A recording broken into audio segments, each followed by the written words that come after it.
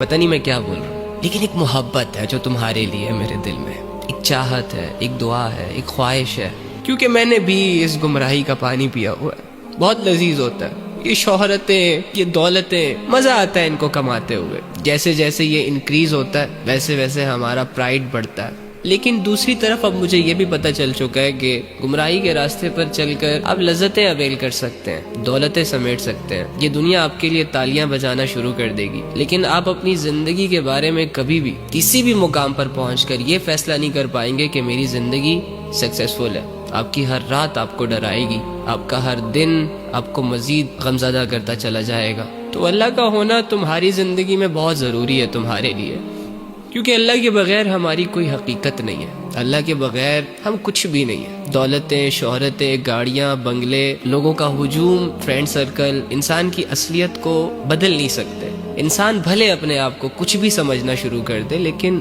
انسان انسان ہی رہتا ہے۔ لہٰذا اگر کسی کو بہت شوق ہو اپنے آپ کو کچھ بنانے کا، تو وہ سمپلی اپنے اللہ کے ساتھ اپنے آپ کو جوڑ لے۔ خود کے فیصلے خود کرنے سے بہتر ہے کہ ہر چیز اللہ پہ چھوڑ دی جائے۔ وہ ایسا بیسٹ پلانر ہے نا کہ ایک دفعہ جب اس کے ساتھ کوئی کنیکٹ ہو جاتا ہے نا، تو اس کے بعد جا کے انسان کو اپنی زندگی قیمتی لگتی ہے۔ تو یہ بغاوتیں، یہ گمراہی کے سفر، یہ لذتوں کے پیچھے پاگلوں کی طرح بھاگنا اور اس طرح کی عجیب عجیب کیفیتوں میں اپنی زندگیوں کو گزارنا بند کرے، کچھ ہاتھ نہیں آئے گا۔ لاکھوں، کروڑوں، اربوں لوگ چلے گئے ہیں اس دنیا سے جو آپ سے گناہوں میں کئی ہاتھ آگے تھے۔ لذتوں نے ان کو چاروں طرف سے گھیرا ہوا تھا، اللہ کی بغاوت ان کے اندر کوٹ کوٹ کے بھری ہوئی تھی۔ سمجھانے والوں کو اپنا سب سے بڑا دشمن مانتے تھے، لیکن چلے گئے یار۔ ان کی زندگی تھوڑی سی لذتوں، تھوڑی سی شہرتوں اور تھوڑی سی دولتوں کے حوالے تو ہوئی، لیکن دوسری جانب ختم بھی ہوئی۔ اور آج جب ان کی زندگی ختم ہوئی تو ان کی حسرتیں تبدیل ہو چکی ہیں، ان کی خواہشیں